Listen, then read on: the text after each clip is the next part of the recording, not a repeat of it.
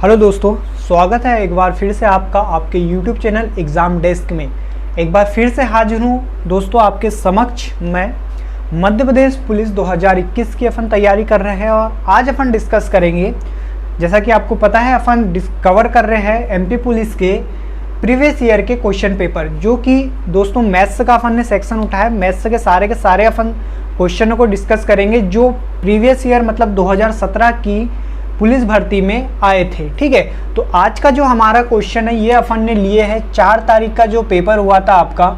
4 तारीख के पेपर में फर्स्ट शिफ्ट का जो पेपर था, मतलब मॉर्निंग शिफ्ट का क्वेश्चन पेपर को अपन आज कवर करेंगे। सारे का सारा जितने भी क्वेश्चन है, इसका जो कुछ क्वेश्चन अपन ने फर्स्ट क्लास में कवर किए हैं। अगर आपने अभी तक वो क्लास नहीं देखी तो वो क्लास जाके देख सकते हैं। और इस क्लास में अपन जो क्वेश्चन बच गए थे मैथ्स के, उसको अपन कवर कर लेंगे। ठीक है, तो लास्ट तक देखिए इस वीडियो को। आपको कॉन्सेप्ट के साथ साथ कुछ ट्रिक्स भी मैं बताऊंगा, जो आपको क्वेश्चन को सॉल्व करने की ट्रिक्स, जो आप आसानी से जिसके थ्रू क्वेश्चन को सॉल्व कर सकते हैं। ठीक है, और उसके साथ ही साथ मैं कॉन्सेप्ट भी बताने का प्रयास करूंगा, जिससे कि अगर भविष्य में इस टाइप के अगर आपसे क्वेश्चन पूछता है, जैसा कि अभी अपन पढ़ेंगे, तो उन क्वेश्चनों को आप आसानी से सॉल्व कर सकते हैं।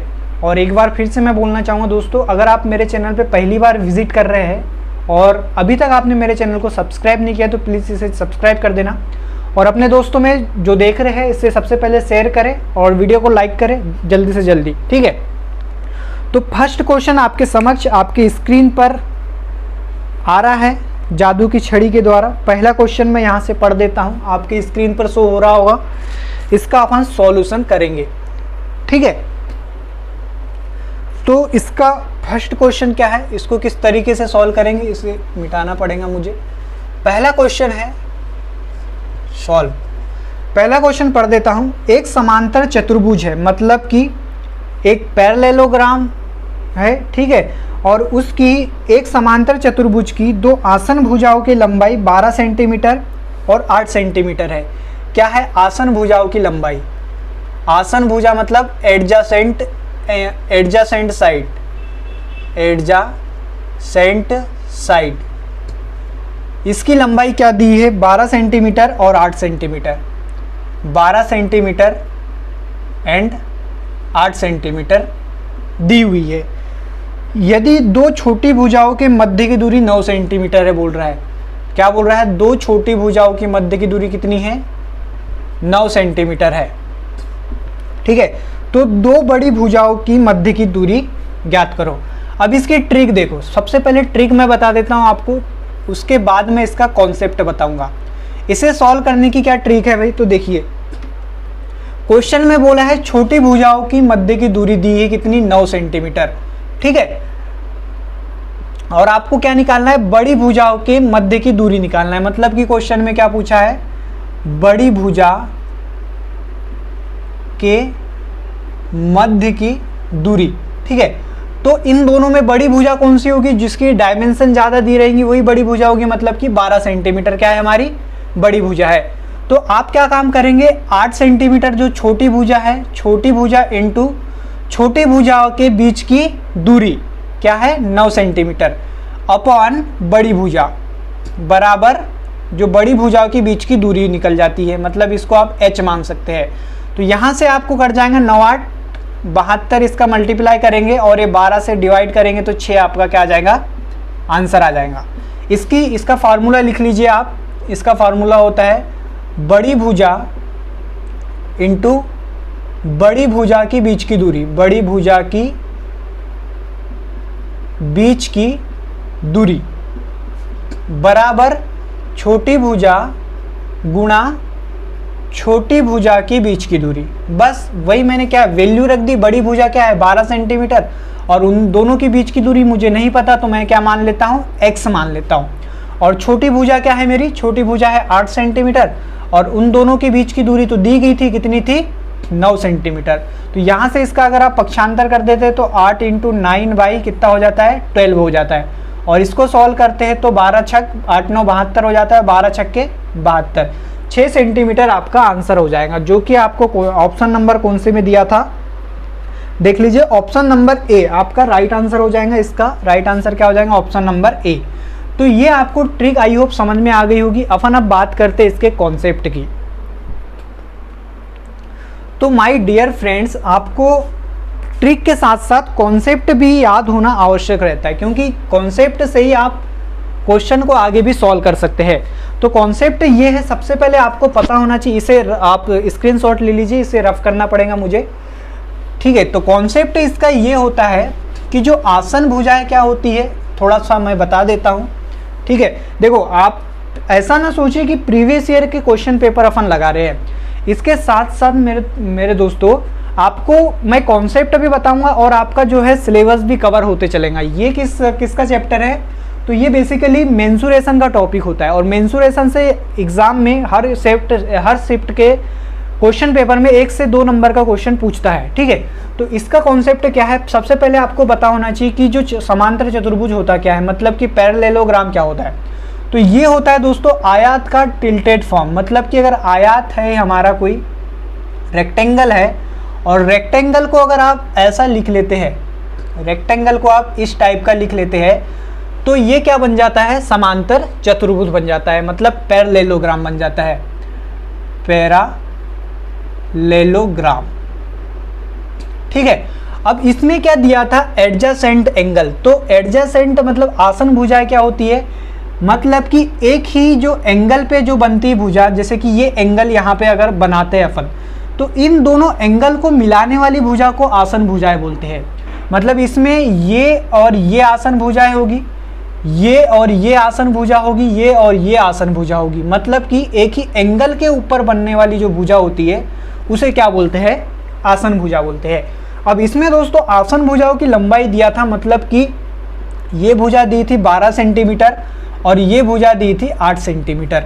एक चीज़ आपको पैरेललोग्राम में ये याद रखना है कि जो अपोजिट साइड्स रहती है, मतलब आमने सामने की भुजाएं रहती है, वो कैसी रहती है, इसमें बराबर रहती है, जैसे कि आयत में रहती है ना, रेक्टेंगल में रहती है। तो इसके सामने की भुजा ये भी 12 सेंटीमीटर की हो जाएंगी, इसके सामने की भुजा ये भी 8 सेंटीमीटर की हो जाएंगी। तो इतना आपको समझ में आ गया होगा आई होप। और इसका जो एरिया होता है, एरिया ऑफ पैरेललोग्राम या समांतर चतुर्भुज आप लिख लीजिए, सीधा साधा हिंदी में ही बात करते हैं अपन, समांतर चतुर्भुज ये क्या होता है, तो ये होता है दोस्तों आधार मतलब बेस इनटू ऊंचाई। ये अभी आगे काम आएगा, ये फार्मूला आपको याद रखना है। इसका फार्मूला होता है आधार इनटू ऊंचाई, मतलब कि बेस इनटू हाइट। अब इसमें बेस क्या है, ये वाली भुजा जो नीचे रहेंगी उसी को तो बेस बोलेंगे। तो इसमें क्या है, बेस 12 सेंटीमीटर, और इसकी हाइट क्या है, तो इसकी हाइट दोस्तों ये वाली हाइट हो जाती है। मतलब कि यहाँ से अगर आप ये यहाँ से मिला लेते हैं अपन, अब तो ये क्या हो गई, इसकी हाइट हो गई, ठीक है, हाइट हो गई, ठीक है। तो यहाँ पर क्वेश्चन में क्या बोला था, अब दो बड़ी भुजाओं के बीच की क्या निकालना था, हमें मध्य की दूरी निकालना था। अब बड़ी भुजा क्या है, एक तो 12 सेंटीमीटर की बड़ी भुजा है, मतलब कि ये भुजा और ये भुजा, इन दोनों भुजाओं के बीच की हमें क्या निकालना है, हाइट निकालना है। तो हाइट निकालने के लिए आप क्या काम करेंगे, इसे h मान लेंगे। ये मैंने मान लिया इसकी हाइट कितनी है, h है। तो इसका एरिया कितना अगर आप इसका एरिया निकालना है तो इसका एरिया कितना निकल जाएगा, तो इसका एरिया निकल जाएगा माय डियर फ्रेंड्स, आधार कितना है 12 मल्टीप्लाई हाइट कितनी है h, इसकी हाइट मैंने कितनी मान ली, h मान ली। अब इसी h की वैल्यू आपको निकालनी है। सेम पैरेललोग्राम, सेम समांतर चतुर्भुज मैं यहाँ पे बना लेता हूँ, और एक समांतर चतुर्भुज अगर अपन बना लेते हैं, थोड़ा टिल्टेड रखना पड़ेगा नहीं तो आयत बन जाएगा, ठीक है। ये समांतर चतुर्भुज है और इसका जो भुजा मैंने मान लेता हूँ ये 8 है और ये 12 है। अब ये 12 है तो ये भी 12 होगी, और ये 8 है तो ये भी 8 होगी। इसी प्रकार से इनकी अगर हाइट की बात करें तो ये हो जाएगी हाइट जो कि 90 डिग्री पर कवर करती है, और इन दोनों के बीच की दूरी हमें क्वेश्चन में दिया था 9 सेंटीमीटर, मतलब कि दो छोटी भुजाओं के मध्य की दूरी दिया था। तो ये 8 सेंटीमीटर और ये 8 सेंटीमीटर, इन्हीं की तो बीच की दूरी है, कितनी है, 9 सेंटीमीटर है। अब मैं इसका अगर एरिया निकालूं तो इसका आप एरिया निकालेंगे तो आप बोलेंगे सर वही फार्मूला लगा देंगे, बेस इनटू हाइट। अब इसमें बेस कितना है, 8 है, और हाइट कितनी है, 9 है। तो इसको अगर सॉल्व करते तो ये कितना हो जाता है, 72 सेंटीमीटर हो जाता है। अब देखिए दोनों ही की डायमेंशन सेम है, मतलब कि 8 सेंटीमीटर 8 सेंटीमीटर 8 सेंटीमीटर 8 सेंटीमीटर, इसी को मैंने ऐसा घुमा दिया है। तो इनकी डायमेंशन सेम है, तो इनका जो एरिया भी सेम होना चाहिए। तो इसको आप दे दीजिए फर्स्ट वाला और इसको दे दीजिए सेकेंड वाला। तो area of first parallelogram is equal to area of second parallelogram, मतलब कि पहले वाले का क्या क्षेत्रफल, पहले वाले का क्षेत्रफल बराबर होगा सेकेंड वाले के क्षेत्रफल की, क्योंकि देखो दोनों के ही डायमेंशन सेम है। तो पहले वाले का क्षेत्रफल क्या आया था, क्या निकल के आया था हमारा 12 into H is equal to 8 into 9।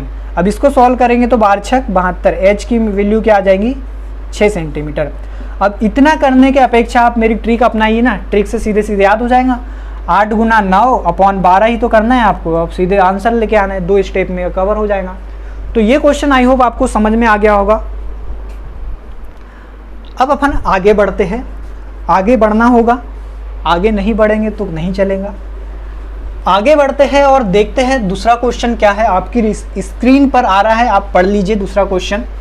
ठीक है, आपकी स्क्रीन पर आ गया दूसरा क्वेश्चन।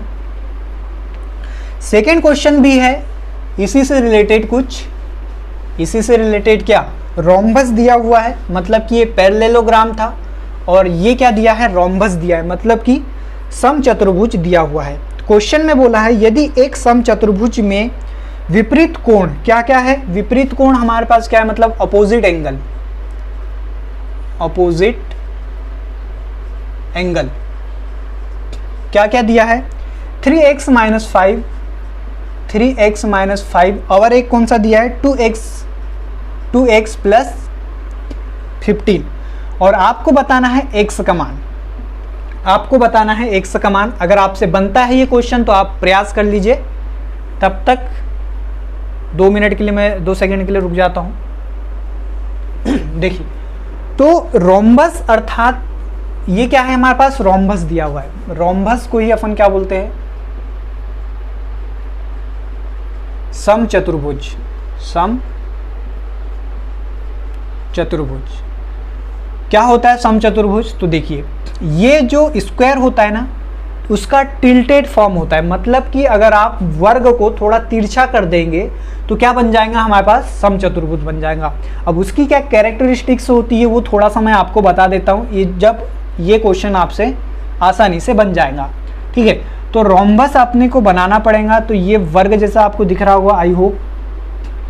तो इसमें रोम्बस की चारों साइडें इक्वल होती है, चारों साइडें कैसी होती, इक्वल होती, मतलब कि अगर ये a सेंटीमीटर है तो ये भी a होगा, ये भी a होगा और ये भी a होगा।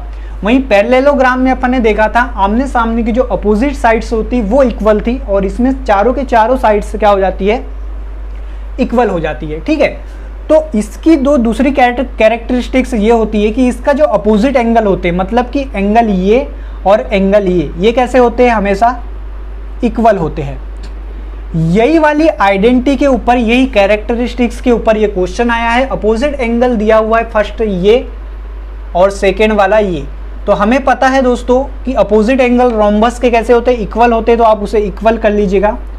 तो 3x minus 5 is equal to 2x plus 15। ठीक है, तो अब इसको आप सॉल्व करेंगे तो 2x इधर आ जाएगा पक्षांतर करने पर 2x, और ये जो 15 में से इधर चले जाएगा प्लस 5। तो इसको सॉल्व करेंगे x बराबर 20 आपका आंसर आ जाएगा, जो कि आपके ऑप्शन में दिया हुआ है। आप टिक लगा सकते हैं, लगाना है तो। ठीक है, तो ये 2 स्टेप का क्वेश्चन था, थोड़ा कॉन्सेप्ट बनाने में समझाने में आपको समय लग सकता है। अगला क्वेश्चन आपके समक्ष प्रस्तुत हो रहा है आपकी स्क्रीन के सामने, और आप उसे पढ़िए इत्मीनान से, बड़े आराम से अपन चलेंगे। सारा का सारा आपको सिलेबस कंप्लीट हो जाएगा इसी प्रीवियस ईयर के क्वेश्चन में। देखो, प्रीवियस ईयर क्वेश्चन लगाने से बहुत ज़्यादा बेनिफिट होता है। एक तो ये बेनिफिट हो जाता है कि किस टाइप के क्वेश्चन होते हैं, क्या पैटर्न होता है, वो आपको समझ में आ जाता है। दूसरा ये आपको समझ में आ जाता है कि सारे के सारे आप मिसलिनियस क्वेश्चन जब लगाते हैं तो आपके दिमाग की नस खुलती है और आपको मिसलिनियस क्वेश्चन लगाने की क्या हैबिट हो जाती है, और वही एग्जाम में आपसे क्वेश्चन पूछता है। तो अगला क्वेश्चन आप अपनी स्क्रीन पे पढ़िए। अगला क्वेश्चन है ए और बी ने अपने अपने लिए समान समान मूल्य पर खरीदी, मतलब कि इन दोनों का सीपी अर्थात कॉस्ट प्राइस क्या है, इक्वल है। कॉस्ट प्राइस क्या है, इक्वल है, जब ही तो समान वस्तुएं समान मूल्य पर खरीदी बोल रहा है, ठीक है। और ए ने क्या काम किया, उसे कितने में बेच दिया, मतलब ए का एसपी कितना दिया है, ए का सेलिंग प्राइस है हमारा, मतलब विक्रय मूल्य, सेलिंग प्राइस को मैं एसपी बोलूँगा शॉर्ट में, और क्रय मूल्य को मैं सीपी बोलूँगा, ठीक है, कॉस्ट प्राइस। तो ए का जो सेलिंग प्राइस है 14100, ठीक, ये है। और उसने 6% की उससे क्या हुआ, लॉस हुआ। इससे क्या हो जाता है, लॉस हो जाता है कितने का, 6% का। आपसे क्वेश्चन में पूछा है बी अपनी वस्तु को किस मूल्य पर बेचे, मतलब बी का आपको क्या निकालना है, बी का सेलिंग प्राइस निकालना है। कब, जब उसे 4% का क्या होना चाहिए, प्रॉफिट होना चाहिए। तो आप निकाल सकते हैं, आसानी से आप निकालिए, ठीक है। सब कुछ तो क्लियर कर दिया। देखो अगर हमें ए का सीपी पता लग जाए तो बी का सीपी पता लग जाएगा, क्योंकि ए और बी का दोनों का सीपी क्या है, इक्वल है। तो मुझे ए का सीपी फर्स्ट निकालना पड़ेगा, तो यहाँ से आप निकाल सकते हैं ए का सीपी। तो ए का सीपी अर्थात कॉस्ट प्राइस इक्वल्स टू क्या हो जाएगा, देखो लॉस हुआ है 6% का, मतलब कितने में बेचा होगा उसने इसे, 94% की वैल्यू दी है अपने पास, क्या 14100 ये दी है। और आपको 100% की वैल्यू यहाँ से फाइंड करनी है। तो इसका पक्षांतर कर देंगे तो ये कैसा हो जाएगा, 14100 इंटू 100 का मल्टीप्लाई इससे हो जाएगा 100, और अपॉन में क्या आ जाएगा, 94 आ जाएगा। इसको आप सॉल्व करेंगे तो ये कैसे कट जाएगा, 2 से आप सॉल्व कर लीजिए सबसे पहले। तो 2 × 8 2 7 14 47 आ गया, और ये 2 से कितने बार में चले जाएगा, 50 बार में, ठीक है। अब ये चले जाएगा दोस्तों कितने बार में, 2 बार में चले जाएगा, 3 बार में चले जाएगा, सॉरी हाँ 3 बार में चले जाएगा, 3 टाइम्स में। और इसका जो ए का सीपी आ गया, ए का सीपी कितना आ गया, 3 × 5 15 0 और ए 00, मतलब 15,000 रुपये में ए ने वस्तु को खरीदा था। अब आपको क्या निकालना है, बी का सेलिंग प्राइस, मतलब कि बी का सीपी कितना है, कॉस्ट प्राइस बी का कितना है, तो ये निकल के आ गया हमारे पास 15,000 निकल के आ गया। और इसी में आप सेलिंग प्राइस निकालेंगे तो क्या, ये 15,000 क्या 100% की वैल्यू है, 100% बराबर कितना है, 15,000 है। अगर 4% प्रॉफिट हो रहा है तो उसे 104% की वैल्यू निकालनी पड़ेगी। तो ये 15,000 मल्टीप्लाई 104 अपॉन 100, इससे ये कट जाएगा, इससे ये कट जाएगा, 15 चौके 60 की 0 हासिल का 6, 15 शून्य 0 और 6, और 15 एकम 15, तो 15,600 आपका आंसर आ जाएगा, जो कि आपके ऑप्शन नंबर कौन से में आप देख लीजिए,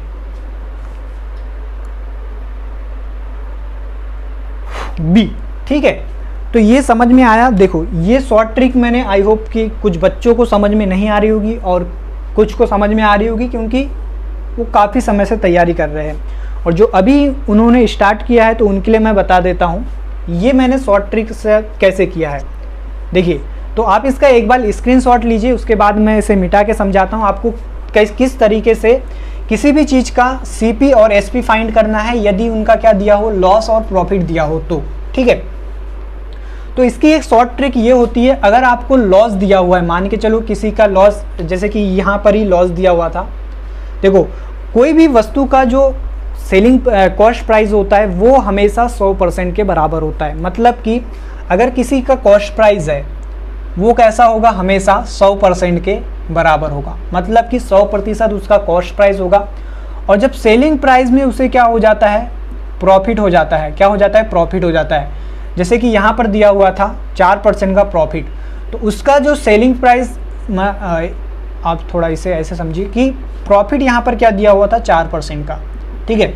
तो इसका सेलिंग प्राइस क्या हो जाता है, तो इसी 4 को इसमें ऐड कर देंगे प्लस, तो 104% आपका क्या निकल के आ गया, सेलिंग प्राइस। और यहीं पर आपको 6% का लॉस हो रहा था, तो ए का सेलिंग प्राइस क्या निकल के आ गया था, जो परसेंटेज में 100 में से 6 को माइनस कर देंगे तो 94 ये निकल के आ गया था। इसके बाद अपन ने क्या काम किया था, जो अब देखिए 100% इसमें क्या दिया है 14,100, ये क्या की वैल्यू दिया है, ये सेलिंग प्राइस दिया है, सेलिंग प्राइस दिया है ना। और यहाँ पर जो ये वाले इसमें देखिएगा, ठीक है, यहाँ पर जो ए का सेलिंग प्राइस में परसेंटेज में कितना आ रहा है 94 आ रहा है, तो मैं इसे 94 के इक्वल रख सकता हूँ, 14100 को इसके इक्वल हो जाएगा, क्योंकि ये परसेंटेज में है और ये रुपए में है। यहाँ से मैं अगर 1% की वैल्यू निकाल लूँ, यहाँ से 1% की वैल्यू कैसे निकालते हैं, इसका डिवाइड इसमें करेंगे तो 1% की वैल्यू निकल जाएंगी। तो 14100 डिवाइडेड बाय 94, तो यहाँ से इसकी 1% की वैल्यू निकल के आ जाती है कितनी, कितने बार में जा रहा था ये, 15 बार में जा रहा था ना। तो 1% की वैल्यू कितनी निकल के आ गई थी यहाँ पे 150, और वहीं पर 100% की वैल्यू अगर आप निकालेंगे, मतलब कि 1% में 100 का मल्टीप्लाई यहाँ पे कर देंगे, तो यहाँ पे भी आपको 100 का मल्टीप्लाई करना पड़ेगा, तो ये 15000 निकल के आ गई। तो ये क्या निकल गया हमारा, 100% हमने क्या माना था कॉस्ट प्राइस, तो 100% कॉस्ट प्राइस, तो से कॉस्ट प्राइस कितनी निकल गई 15,000 निकल गई। तो इस तरीके से आपको सॉल्व करना है, ठीक है। अगला क्वेश्चन की ओर बढ़ते हैं जो आपकी स्क्रीन पर आ गया है, आप पढ़िए उसे पहले 2 मिनट के लिए। उस घन की भुजा ज्ञात कीजिए जिसका आयतन कितना है 42,875। आप क्वेश्चन पढ़िए जब तक मैं ये इसे रफ करता हूँ। फटाफट से बड़े आराम से क्वेश्चन करते जा रहे हैं और आप समझते जाइए बड़े आराम से। और हाँ दोस्तों, आप क्या काम करिए, आप कॉपी पेन लेके बैठे, नहीं तो आपको नींद आ जाएंगी, आप बीच लेक्चर में ही सो जाएंगे। मैथ्स से ऐसा है ही, इंटरेस्ट लेके पढ़ोगे तो आपको इंटरेस्ट आएगा, अगर इंटरेस्ट लेके नहीं पढ़ेंगे तो आपको भैया इंटरेस्ट तो नहीं आएगा, ठीक है। चलो क्वेश्चन को सॉल्व करते हैं। एक हमारे पास क्यूब दिया हुआ है, क्या दिया है, एक क्यूब दिया है, और इसका जो आयतन मतलब वॉल्यूम आयतन दिया हुआ है, आयतन जो कितना है, आयतन कितना है इसका 42,875, 42,875 सेंटीमीटर का क्यूब, ठीक है। देखो किसी भी क्यूब, मतलब कि एक ये क्यूब है, ये एक क्या है घन है,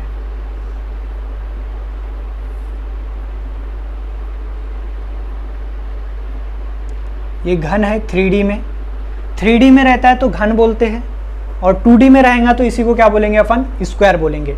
आपने वो बॉक्स वाला सॉल्व किया है पजल, वही वाली पजल है ये, ठीक है। तो क्यूब का इसका अपने को वॉल्यूम दिया हुआ था 42,875 वॉल्यूम है इसका। और आपको पता होना चाहिए क्यूब की जो साइड होती है, साइड मतलब भुजा, ये कैसी होती है, बराबर होती है। मतलब कि इसकी भुजा मैंने मान लिया ए है, इसकी भुजा ए है, तो इसका आयतन क्या रहता है, आयतन का फॉर्मूला क्या होता है, इसका आयतन हो जाता है ए का क्यूब, ठीक है। तो ए का क्यूब बराबर, इसकी क्या फाइंड करनी है, इसकी फाइंड करनी है भुजा, इसकी आपको भुजा निकालनी है, ठीक है। तो ए क्यूब बराबर हमारे पास दिया हुआ है, मतलब कि आयतन दिया है कितना 42,000, ये आप यहाँ पर आयतन लिख लीजिए, आयतन कितना है 42,875, 42,875 आयतन है, is equal to A cube. अब इसका जब ए क्यूब रहता है तो इसका क्या निकालना है आपको, बेसिकली घनमूल निकालना है, क्यूब रूट निकालना है। तो ये 3 है, तो ये इधर आकर ए आपको फाइंड करना है, तो ए बराबर ये कैसा हो जाएगा 875, ये हो जाएगा। अब इसका आपको क्यूब रूट निकालते आता है तो आप निकाल लीजिए, थोड़ा सा टाइम देता हूँ आपको मैं, और आप मेरा इसका आंसर मेरे कमेंट बॉक्स में टाइप करके बताइए। इसके बाद मैं ऐसे ट्रिक बताने वाला हूँ क्यूब रूट निकालने की, कि आप जीवन में कभी भी नहीं भूलेंगे इसे, ठीक है।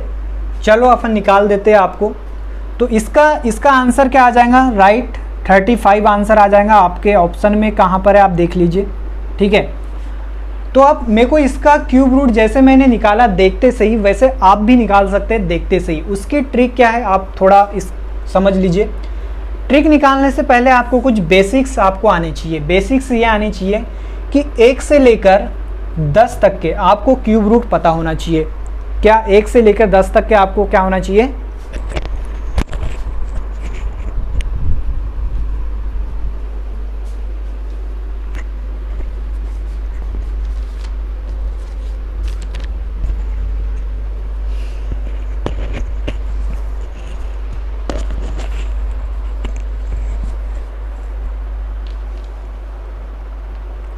ठीक है, तो 1 से लेकर 10 तक के आपको क्यूब पता होना चाहिए अगर आपका इसका क्यूब रूट निकालना है तो आपको हर किसी को पता होता है, मैं ये लेके चल रहा हूँ, आप सभी को पता होगा।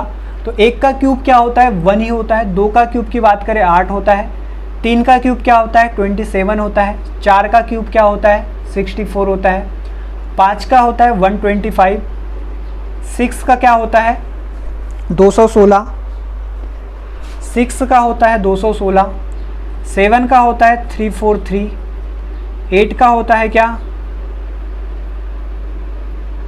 512 और 9 का क्या होता है 729।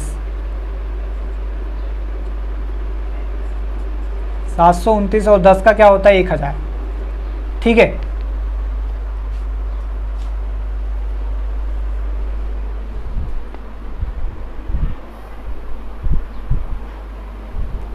अगर आपको ये नहीं पता है तो आपको पता होना चाहिए, आप याद कर लेंगे। अब आते अपनी ट्रिक के ऊपर। देखिए, तो इसका आपको क्या निकालना है क्यूब रूट निकालना है, तो आप लास्ट के 3 को मार्क करेंगे। क्या